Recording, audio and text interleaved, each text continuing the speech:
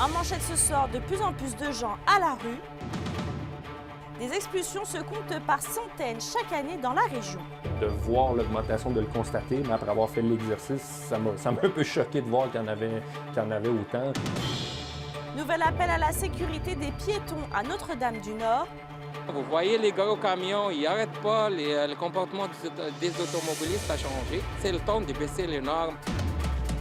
Lancement d'une campagne pour attirer plus de bénévoles. Et le CFP de Val-d'Or dévoile un jeu vidéo pour simuler l'exploitation minière sous terre. On voulait en fait ajouter un complément à cette formation-là, parce qu'il y a beaucoup de situations, scénarios qu'on ne peut pas faire vivre dans une mine réelle en situation d'exploitation.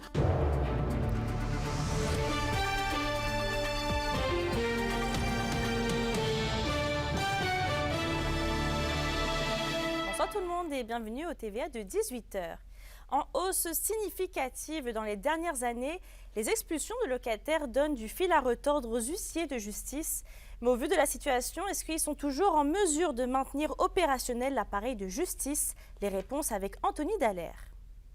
Il faut être en forme. On mange bien, on est en forme, on fait face à la réalité, puis on fait ce qu'on a à faire, mais on le fait pour les bonnes raisons. La passion du métier camoufle bien la lourdeur de la tâche. Depuis 1 an ou 2, j'ai à faire intervenir les policiers beaucoup plus souvent qu'auparavant. Les chiffres ne mentent pas. Selon les données récoltées chez 3 des 4 bureaux de huissiers de justice de la région, de 2013 à 2017, ce sont environ une vingtaine de dossiers d'expulsion qui ont été ouverts en Abitibi-Témiscamingue et dans le nord du Québec par année. Depuis 2018, les compteurs ne dérougissent pas et atteignent des sommets. Même que depuis les 2 dernières années, on chiffre le nombre de dossiers d'expulsion ouverts à près d'une centaine par année. Un dossier d'expulsion ouvert se termine très majoritairement avec une personne à la rue. On a tellement de volume de travail que c'est difficile de voir l'augmentation, de le constater, mais après avoir fait l'exercice, ça m'a un peu choqué de voir qu'il y en avait autant. On pointe du doigt l'inflation, l'augmentation du coût de la vie et des loyers. Bien qu'en ralentissement cette année, l'indice des prix de consommation a atteint des sommets entre les dates observées, soit 2021 et 2023. Selon Statistique Canada, l'IPC a grimpé jusqu'à 8,1 % en juin 2022, une réalité qui demande d'ailleurs aux huissiers d'adapter leur manière de travailler. On trouve des méthodes pour, comme je disais, tourner les coins ronds là où on peut se permettre de le faire sans négliger la qualité, mais si on arrive à un stade ou à un jour où on ne peut plus faire ça, qu'est-ce qu'on fait? On refuse des mandats ou on s'expose à tourner davantage les coins ronds et commettre des fautes professionnelles, moins bien servir la population, c'est quelque chose là où on ne veut pas aller. Le manque de main-d'œuvre se fait également sentir pour les quelques dizaines de huissiers qui opèrent sur un territoire presque 2 fois grand comme la France. Selon les derniers chiffres, je pense qu'il y a 2 % seulement là, des huissiers qui desserrent toutes les régions éloignées. On a beaucoup de difficultés à recruter. Malgré tout, il est hors de question pour José Fortin et ses collègues de mettre leur humanité de côté dans l'exécution de leur mandat. On travaille souvent dans l'optique d'aider les gens. Fait que ça nous est déjà arrivé de rentrer chez quelqu'un. La personne est là, elle ne sait pas où s'en aller. On fait des téléphones pour trouver un endroit, on la réfère. On lui donne un coup de main pour ramasser ses choses, faire des bagages, mettre ça dans son auto ou appeler un taxi pour qu'elle puisse repartir. Mais s'assurer, en fait, que cette personne-là repart, du moins, en sécurité. Bien que passionnés par leur métier, les huissiers sont tout de même préoccupés pour l'avenir de leur profession. On aimerait donc que des incitatifs soient mis de l'avant pour grossir le bassin des quelques 430 huissiers du Québec. Anthony Dallaire pour RNC Nouvelles. D'ailleurs, restez avec nous dans les prochains jours puisque le deuxième reportage sur ce sujet d'Anthony Dallaire va également sortir. Bon, on va parler maintenant de sécurité routière. On rappelle que le ministère des Transports avait refusé d'ajouter des feux rectangulaires à clignotement pour sécuriser une rue à Notre-Dame-du-Nord. Et Kimberly, la municipalité sonne l'alarme à nouveau sous forme de communiqué afin que le MTQ reconsidère leur demande.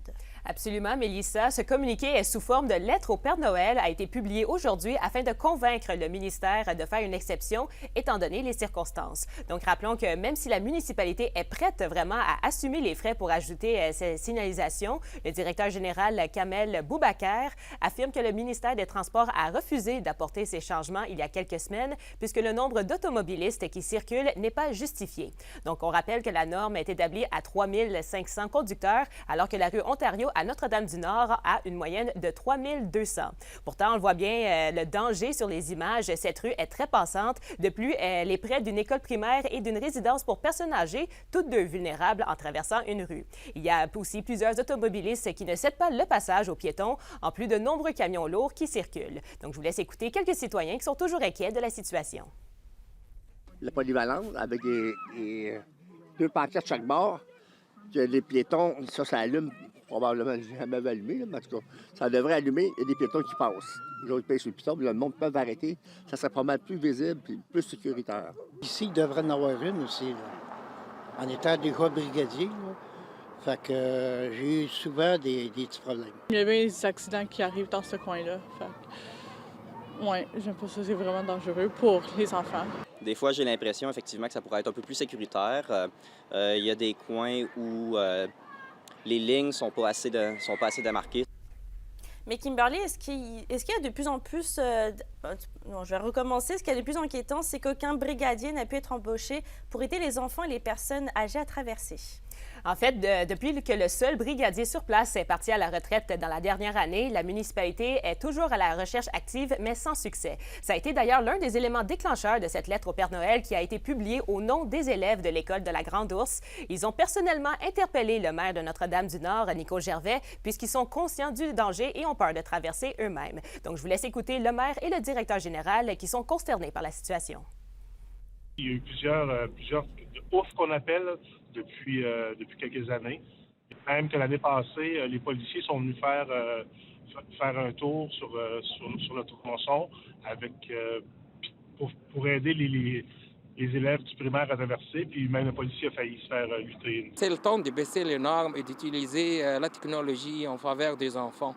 Surtout qu'il y a un plan, comment on l'appelle, plan d'action sécurité routière qui se prépare. C'est vrai que nous, on devrait faire des arrangements et on proposé de faire une avancée de trottoir.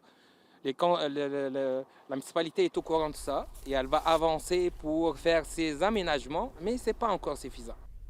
Donc, le maire Nico Gervais me confirme que pour l'instant, la seule chose à faire est de suivre les quelques propositions du ministère des Transports pour réaménager les trottoirs, mais il va tout de même continuer à se battre pour obtenir les fameux feux clignotants qui vont vraiment sécuriser les rues. C'est donc à suivre. Merci, Kimberly. Au plaisir. Dans un autre dossier, c'est aujourd'hui que s'est tenue la Journée internationale des bénévoles.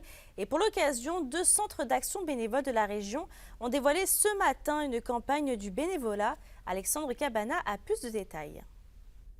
Les centres d'action bénévoles d'Abitibi-Ouest et de Rouyn-Noranda s'unissent sous le thème « Je bénévole et vous ». Les centres souhaitent ainsi motiver, inspirer et surtout inviter la population à l'action bénévole, la ressource la plus précieuse en Abitibi-Témiscamingue selon eux. Ce que tu donnes en temps, là, il est multiplié en retour. Quand tu rends service à quelqu'un, là, tu le fais pas juste pour rendre service à la personne, tu le fais pour toi aussi. Tu fais des belles rencontres, tu apprends des choses.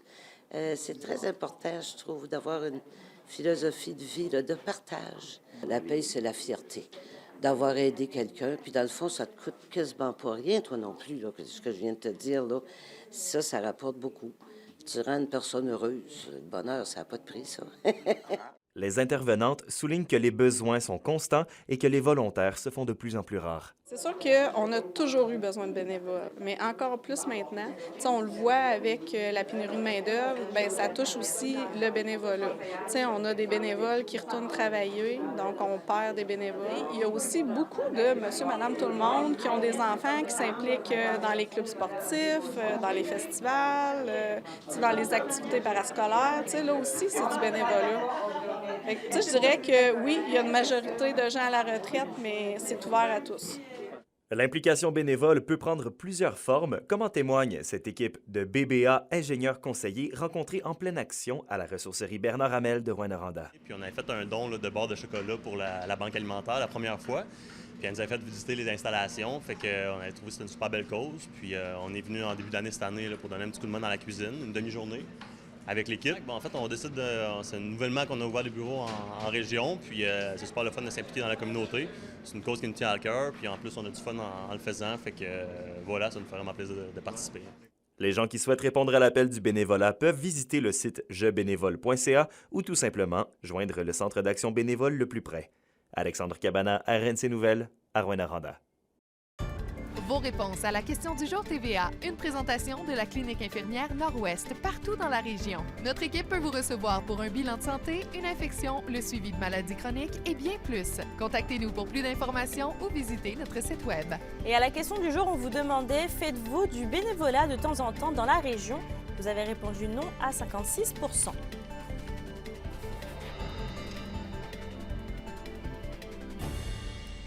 En éducation maintenant, permettre aux étudiants en extraction minière de se pratiquer avant d'aller sur le terrain, c'est l'objectif que le Centre de formation professionnelle de Val-d'Or souhaite atteindre. L'établissement a justement dévoilé aujourd'hui un simulateur qui sera utilisé par ses étudiants. Johan Carrière. Les étudiants du DEP en extraction de minerais du Centre de formation professionnelle de Val-d'Or vont voir un jeu vidéo être introduit dans leur parcours de formation. Un simulateur d'exploitation minière est présentement en développement par le centre et va permettre aux étudiants de se familiariser avec les opérations d'une mine avant d'aller eux-mêmes sous terre. Là, on veut s'assurer, est-ce qu'ils connaissent la procédure, est-ce qu'ils connaissent où sont les refuges, est-ce qu'ils savent quoi faire en cas d'évacuation, comme ils le vivraient dans une vraie mine, sauf que c'est le genre d'expérience qui est extrêmement difficile à faire vivre dans une vraie mine. Il y a beaucoup de situations, scénarios qu'on ne peut pas faire vivre dans une mine réelle en situation d'exploitation. Donc, de créer en fait une mine virtuelle qui est MS Simulation d'exploitation minière, nous permet en fait d'évaluer ça. Donc là, on a un prototype et maintenant, on veut développer une vraie version pour la formation en extraction. Pour l'instant, le jeu est toujours en stade de prototype et n'inclut qu'un environnement de travail créé de toutes pièces. Des possibles partenariats avec différentes mines de la région sont sur la table afin de permettre aux étudiants de se pratiquer sur des sites qu'ils pourraient fréquenter à l'avenir.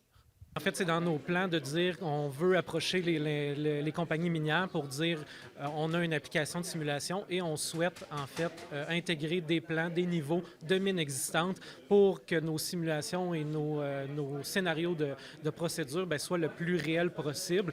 Le Centre de formation professionnelle de Val-d'Or est le seul au Québec qui possède une équipe de développement technologique. Développer cet outil en Abitibi-Témiscamingue pour les travailleurs de la région est donc une fierté pour le CFP. Une version mobile du jeu qui permettrait de le rendre disponible à l'ensemble de la province fait toutefois partie des plans à plus long terme. C'est pouvoir démontrer que c'est une industrie en fait qui a besoin de gens et que peu importe on soit où au Québec, c'est possible de travailler dans cette industrie-là. Donc, en amenant en fait une version mobile, les gens voient un peu plus qu'est-ce que l'industrie minière, les différents emplois qu'on peut occuper. Johan Carrière, RNC Nouvelles, Val-d'Or. Annoncé chez nous en mai dernier, la construction d'une nouvelle maison d'hébergement de deuxième étape pour les femmes et leurs familles victimes de violences est malheureusement menacée. L'incohérence et la lenteur administrative du gouvernement retarderaient le projet de 7 millions de dollars. Yvon Moreau. Il y a des difficultés avec les programmes actuels. Donc, on ne reconnaît pas les espaces de travail nécessaires là, pour pouvoir dispenser des services en contexte de violence conjugale post-séparation. Alors ça crée de nombreux enjeux. On est plusieurs organismes, plusieurs maisons d'hébergement là, qui démarreront des maisons d'hébergement en deuxième étape au Québec et ça freine énormément le développement là, de nos projets. On est en train de vous le mélanger, le dossier, parce que le 7 millions n'est pas disponible facilement comme vous l'espériez. Là. On ne vient pas financer les espaces de travail comme tous les bureaux d'intervention pour les femmes auprès des enfants, les espaces de coworking, les cuisines collectives. Ça, il y a 60% des espaces de travail qui sont reconnus. Alors, on nous donne du financement pour intervenir auprès des femmes, mais il faudrait dispenser nos services sur le trottoir. C'est complètement illogique. Ce qu'on souhaite, c'est que le gouvernement adapte les projets actuels, les programmes de financement pour bien répondre aux besoins en violence conjugale. Donc, encore une fois, je le dis, on est des organismes qui dispensons des services auprès des femmes et il faut que ce soit reconnu, il faut que ce soit financé de façon adéquate. Puis, il faut aussi reconnaître que c'est des situations d'urgence. Quand il y a une situation de violence conjugale, il faut être capable de répondre aux besoins là. C'est pas dans 2 semaines, c'est le plus rapidement possible. Alors, si on débloque les sommes nécessaires puis qu'on réussit à sortir les projets de terre dans des délais qui sont raisonnables, si on arrête de vivre les 12 travaux d'Astérix, là, puis de se promener entre les bailleurs de fonds, les promesses, les sommes qui ne descendent pas, on va y arriver. Mais là, il faut que le gouvernement fasse sa part. Nous, on estime qu'on fait le maximum, mais il faut nous aider, là. Ces femmes-là qui vivent encore des enjeux de sécurité, si on était capable de les transférer dans la maison d'hébergement deuxième étape, bien, ça libérerait des places. Alors, c'est clair que ça a de l'impact là, sur les maisons d'aide et d'hébergement actuellement, là.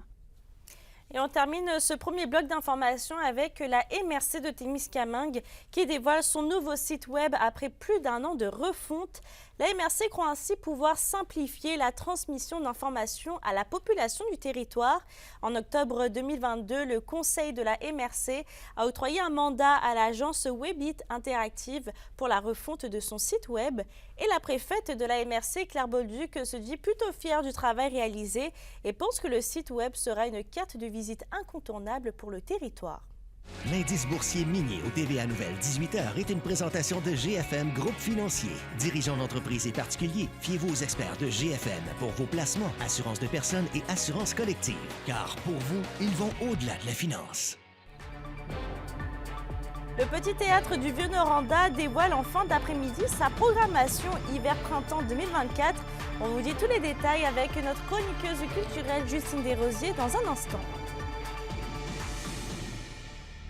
Les SADC de l'Abitibi-Témiscamingue et du nord du Québec vous présentent la bonne nouvelle économique TVA. Un investissement de 725 000 a permis à M. Laurier Doucet-Tremblay, Sébastien Bouchard, Jason Gauvin et Jean-François Cloutier de démarrer Bay James Automobile. Cette nouvelle entreprise de Chibougamau offre les services de revêtement pulvérisé Line X étanche et durable, d'esthétique automobile et de transport par camion plateforme partout au Canada. Cette dernière permettrait la création de 5 nouveaux emplois. Les SADC, partenaires de l'économie de la région.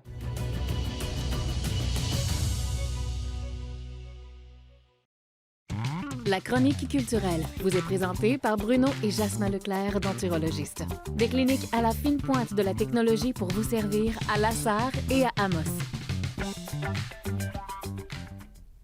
La programmation du Petit Théâtre de Rouyn-Noranda a été dévoilée aujourd'hui en fin d'après-midi. Et justement, Justine, est-ce que vous pouvez nous en dire un petit peu plus? Oui, c'est dans le nouveau local de la Maison du Soleil Levant qu'on a appris la programmation hiver-printemps 2024 du Petit Théâtre de Rouyn-Noranda. De la musique, du cirque, de la danse. Ça va être très rythmé cet hiver à Rouyn. Je vous le dis, les gens de ma génération vont être super contents de savoir que Gab Bouchard va venir au Petit Théâtre, mais il y a aussi la Hélénie Valère qui va être en spectacle et plein d'autres artistes. En plus, le Petit Théâtre a annoncé une collaboration avec la Maison du Soleil Levant afin d'amasser des fonds pour transformer le local dans lequel on se situe en dortoir. Fait que le but, c'est de ramasser 10 000 $ pour venir en aide aux personnes en situation d'itinérance. Et j'ai avec moi Rosalie Chartier-Lacombe, directrice du Petit Théâtre, mais aussi Marie-Ève Giroux, directrice générale de la Maison du Soleil Levant, pour vous en parler en profondeur. Alors, je commence avec Rosalie. Qu'est-ce que vous pouvez nous dire sur le Petit Théâtre cet hiver? Bien, en fait, par rapport à notre association, en fait, pour nous, c'était important avec toute l'équipe. Normalement, on s'associe avec 2 artistes pour les lancements de programmation, mais là, dans le contexte actuel, on trouvait que c'était judicieux de garder un artiste, mais de s'associer avec un organisme communautaire. Puis dans le contexte où peut-être qu'il va y avoir une partie du quartier qui va être démolie, dans le contexte d'itinérance aussi qu'on sent de plus en plus important, bien, on s'est dit, appelons donc Marie-Ève, voir si elle n'a pas un projet sur la table. Et puis là, ça a été comme un coup de foudre. Hein? Et vous avez comme but d'amasser 10 000 $. Comment on peut faire un don pour le Petit Théâtre, pour l'organisme de la Maison du Soleil Levant? Bien, en fait, vous pouvez venir dans nos locaux sur la rue Riley, c'est sûr. Vous pouvez aller sur le site Internet du Petit Théâtre. Puis, on a des petits carrés, on ne sait pas, des squares, ça s'appelle. Là. Fait qu'il y en a un chez vous, à la Maison du Soleil Levant, puis un au Petit Théâtre, puis s'il y en a d'autres commerçants qui en veulent. Donc, tu peux juste faire un don avec ton téléphone ou une carte. Et Si tu achètes un billet du Petit Théâtre pendant le mois de décembre, ben là, il y a 2 $ qui s'en vont directement à la Maison du Soleil Levant. Puis avec cet argent-là qui va être amassé, vous voulez transformer le local ici en dortoir. Fait que vous allez pouvoir acheter des lits, des draps, puis tout ça. Fait que après ça, vous allez pouvoir transformer tout ça puis accueillir vraiment beaucoup de personnes qui sont en situation d'itinérance. Qu'est-ce que ça représente pour vous, la collaboration avec le Petit Théâtre? Mais c'est sûr qu'on est vraiment choyés, on est heureux, on a de la gratitude envers toute cette campagne-là qui est autour de la Maison du Soleil Levant parce que les besoins sont vraiment grandissants. C'est juste incroyable en ce moment. Donc, de pouvoir avoir 20 lits ici pour accueillir des personnes, c'est vraiment important. Bon, mais merci à vous deux. Fait que je vous invite à faire un don pour la Maison du Soleil Levant. Le but, c'est d'amasser 10 000 $, idéalement avant le 24 décembre. Mais je vous invite aussi à aller faire un tour sur l'Instagram du Petit Théâtre. Il y a un filtre « Un toit, une vie » qui a été créé. Vous pouvez prendre un selfie, mettre une story, votre photo de profil pour pouvoir sensibiliser les gens aux personnes en situation d'itinérance.